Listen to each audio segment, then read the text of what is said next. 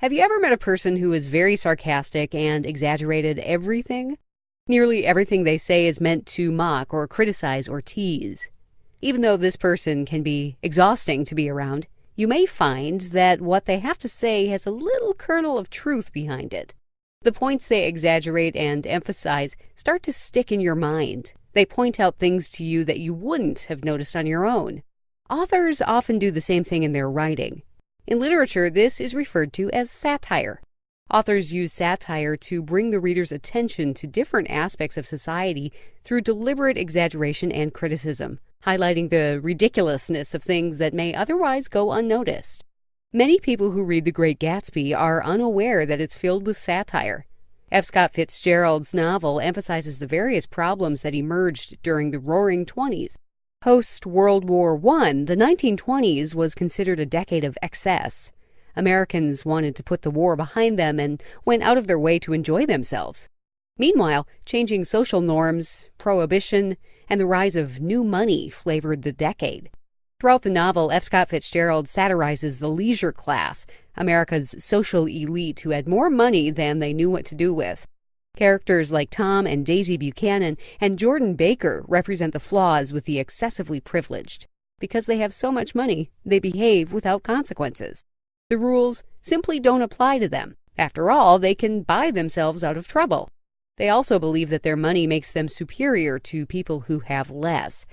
This is evidenced by the Buchanan's treatment of the Wilsons. Tom looks down his nose at George Wilson. He's a lowly mechanic just struggling to get by.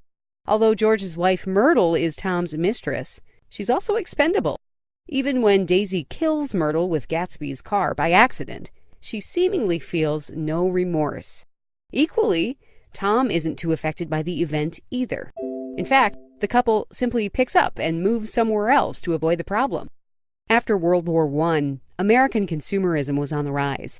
New technologies and products made the American way of life easier.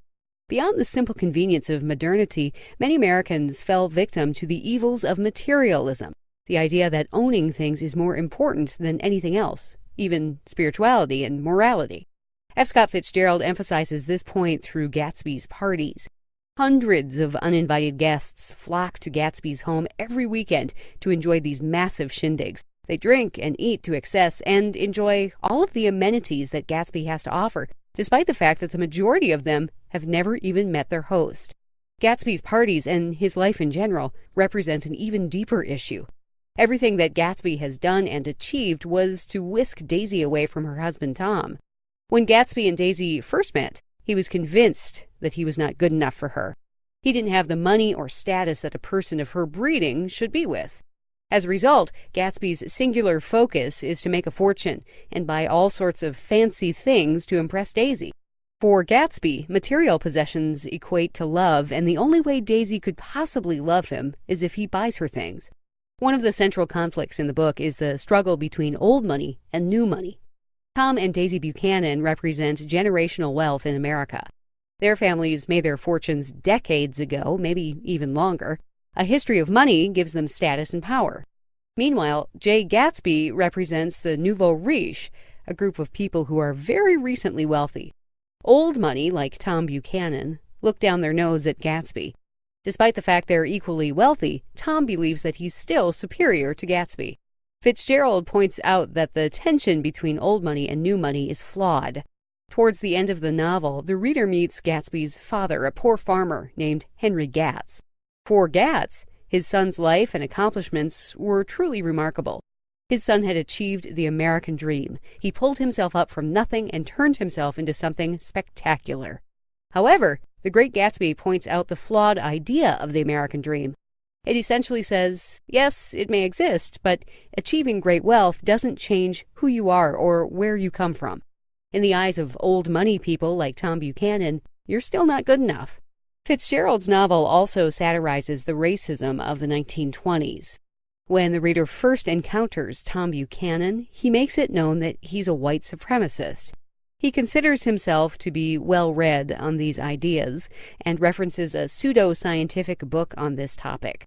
Specifically, Tom references a book called Rise of the Colored Empires by a man named Goddard. This is actually an allusion to two actual authors who wrote books on white superiority. Later in the novel, Tom also makes wild assertions and false arguments about race. When he discovers that Gatsby has been having an affair with his wife, Tom states, "I suppose the latest thing is to sit back and let Mr. Nobody from Nowhere make love to your wife." Nowadays, people begin by sneering at family life and family institutions, and next they'll throw everything overboard and have intermarriage between black and white. Tom's argument is clearly flawed, but represents a much larger issue in American society during the 1920s, something Fitzgerald wanted to highlight. In literature, satire is the use of literary devices to exaggerate, criticize, or mock various aspects of society. F. Scott Fitzgerald uses satire throughout The Great Gatsby to highlight a number of problems that emerged during the 1920s. Characters like Tom and Daisy Buchanan and Jordan Baker represent the reckless behavior of the leisure class, which was America's social elite of the era. Materialism, or the idea that owning things is important above all else, is also satirized by Gatsby's large parties and obsession with winning Daisy's affection, while the concept of the American dream is mocked through the conflict between old money and nouveau riche, which is a group of people who have recently become wealthy.